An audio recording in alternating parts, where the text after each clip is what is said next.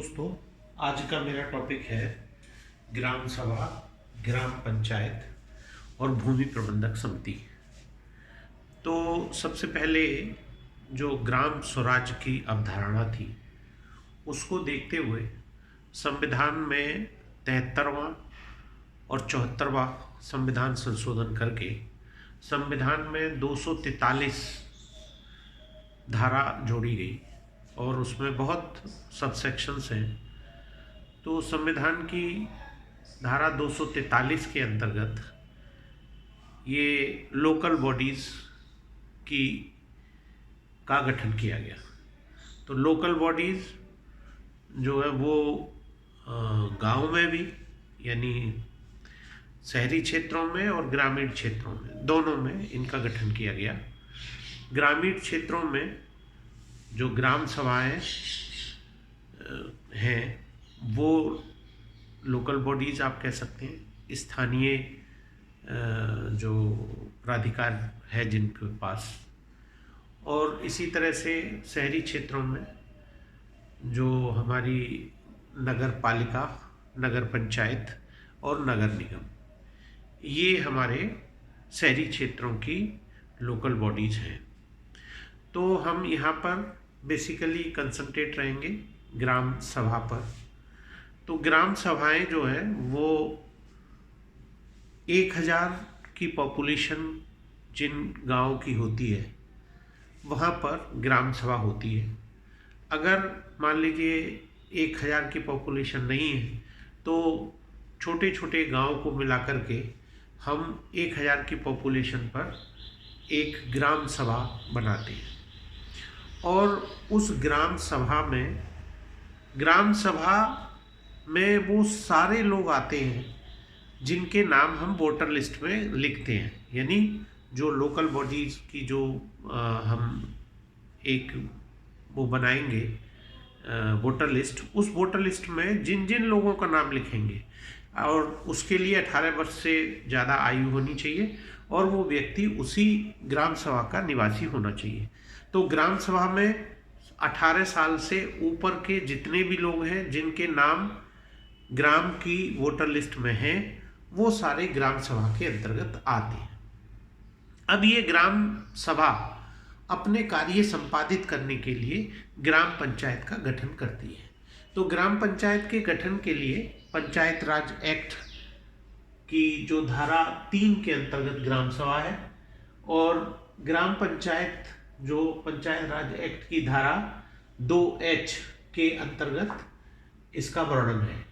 तो ये जो ग्राम पंचायत चुनी हुई संस्था है, यानी ग्राम सभा में सारे लोग आ गए 18 साल से ऊपर वाले, और ग्राम पंचायत में वो लोग आए जो ग्राम सभा ने जिनको चुना। अब हम यहाँ ये देखते हैं कि अगर 1000 की जनसंख्या की ग्राम सभा है तो उसमें 9 सदस्य चुने जाएंगे। 1000 से 2000 की में 11, और 2000 से 3000 की में 13, 3000 से ज़्यादा की ग्राम सभा है तो उसमें 5 ग्राम पंचायत के सदस्य चुने जाते हैं। तो ये जो सदस्य हैं, इन सदस्यों को भी जितनी पॉपुलेशन है उस पॉपुलेशन के हिसाब से उनके वार्ड बना दिए जाते हैं। तो उन वार्ड में, जैसे यहाँ पर मान लीजिए 1000 की जनसंख्या है तो 9 वार्ड बनेगी, यानी 9 वार्ड का मतलब ये हो गया कि लगभग 100 वोटर का एक वार्ड बनेगा, और वो एक वार्ड से एक सदस्य चुना जाएगा। इसी तरह से यहाँ पर जितने हैं वो एक रफ आइडिया लेकर के, और उनमें फिर जो गांव के घर हैं, घरों के हिसाब से या मकान संख्या के हिसाब से वार्ड बना दिए जाते हैं। तो पहले वार्ड मेंबर का चुनाव होता है और साथ ही साथ में ग्राम प्रधान का चुनाव होता है। तो ग्राम प्रधान और वार्ड मेंबर दोनों ही, मतलब सीधे इनके लिए मतदान होता है। ऐसा नहीं है कि वार्ड मेंबर मिलके वो प्रधान को चुने, यानी इनडायरेक्ट प्रधान का चुनाव नहीं है, सीधे सीधे चुनाव है। तो इस तरह से ये चुनाव होके ग्राम पंचायत का गठन होता है। और ये ग्राम पंचायत 9 सदस्यों की, 11 सदस्यों की, 13, 15 की होती है, जैसी कि आपको मैं पहले बता चुका हूँ। इसका कार्यकाल 5 वर्ष का होता है। मतदाता 18 साल से ऊपर के सभी होते हैं। अब इनकी मतदाता सूची को तैयार कराना और साथ ही साथ चुनाव कराना, ये जो काम होता है वो राज्य निर्वाचन आयोग का होता है। ये भारत निर्वाचन आयोग से बिल्कुल अलग आयोग है। राज्य निर्वाचन आयोग ये लोकल बॉडीज़ का इलेक्शन कराता है, यानी ये नगर पालिका, नगर पंचायत, नगर निगम, ये इलेक्शन भी हमारा राज्य निर्वाचन आयोग कराता है। तो इस तरह से ग्राम पंचायत का जो चुनाव है वो भी राज्य निर्वाचन आयोग ही कराएगा। उसके बाद में आप देखिए कि यहाँ पर जो ग्राम पंचायत है उसमें प्रधान और बाकी सदस्य होते हैं, और ग्राम पंचायत का जो एक सरकारी कर्मचारी उसके साथ लगा होता है, जो उसका सचिव होता है इस ग्राम पंचायत का, वो ग्राम पंचायत अधिकारी होता है।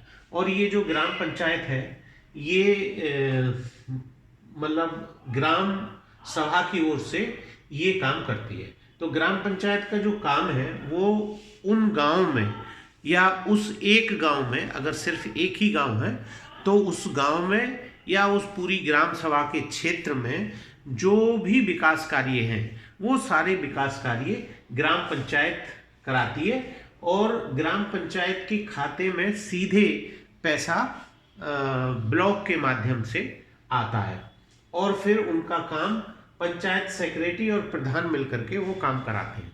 मान लीजिए गांव में कोई सड़क बननी है, गांव में कोई खड़ंजा पड़ना है, या मान लीजिए सरकारी आवास आए हैं, गरीबों को आवास दिए जाने हैं, या जैसे अभी मान लीजिए सोलर पैनल घरों पर लगने हैं, तो ये जो सारे काम हैं वो जो है वो ग्राम पंचायत का इसमें काम रहता है। इसी तरह से एक पंचायत सेक्रेटरी के पास एक परिवार रजिस्टर रहता है, तो परिवार रजिस्टर का अपडेशन का काम भी वो पंचायत सेक्रेटरी का ही होता है। तो इस तरह से ये ग्राम पंचायत ही आगे चल के मतलब इसी को हम भूमि प्रबंधक समिति का काम भी दे देते हैं। यानी पहले भूमि प्रबंधक समिति अलग हुआ करती थी, प्रधान तो दोनों में था, भूमि प्रबंधक समिति का जो अध्यक्ष था वो भी प्रधान था, और ग्राम पंचायत का अध्यक्ष था वो भी प्रधान था।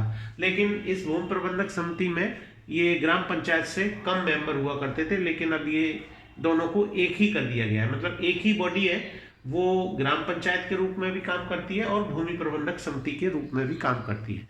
तो भूमि प्रबंधक समिति का मतलब, जैसा कि आप इसके नाम से जान रहे हैं, ग्राम सभा की जितनी भी भूमियां हैं उन सारी भूमियों का रख रखाव इनके पास होता है, और साथ ही साथ इनको जैसे मान लीजिए पट्टा करना है, पट्टे में आवास का पट्टा है या कृषि भूमि का पट्टा है या फिर मत्स्य पालन का पट्टा है, ये पट्टे की कार्रवाई भी ये एलएमसी के द्वारा या भूमि प्रबंधक समिति के द्वारा ही की जाती है। साथ ही साथ अगर मान लीजिए भूमि प्रबंधक समिति अपनी उनका रखरखाव चूंकि कर रही है जमीनों का, तो जमीनों पर अगर अवैध अतिक्रमण हो जाए तो उसके लिए भी ये एलएमसी ही संबंधित कोर्ट में मुकदमा करके उनको निकालती है, बाहर निकालती है। और इनका जो सचिव होता है, एलएमसी का जो सचिव होता है वो लेखपाल होता है। जैसा आप जानते ही हैं कि लेखपाल के पास में पूरी ज़मीनों का, यानी चाहे वो सरकारी ज़मीन हो चाहे वो भूमिधरों की ज़मीन हो, उन सब का रख रखाव लेखपाल के पास होता है। लेखपाल ही उसमें चूँकि उनके पास खतौनी है तो वैसे सब कुछ लेखपाल ही रहता है, और भूमि प्रबंधक समिति के अध्यक्ष को लेखपाल सहायता करता है, यानी किसी भी तरह के नियम कानून और भूमि के बारे में ये सारा विवरण लेखपाल के पास रहता है।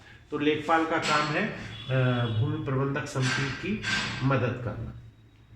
तो इस तरह से अभी हम जब ग्राम पंचायत में ही आए, अगर मान लीजिए पंचायत ठीक से काम नहीं कर रही है, यानी प्रधान ठीक से काम नहीं कर रहा है, कोई दिक्कत कर रहा है, तो उसके लिए प्रधान जी के खिलाफ भी कार्रवाई करी जा सकती है, और वो पंचायत राज एक्ट की धारा 95 के अंतर्गत उसमें जिलाधिकारी को उसका अधिकार होता है। तो इस तरह से ये तीनों चीज़ें मैं समझता हूँ कि आप समझ गए होंगे। धन्यवाद।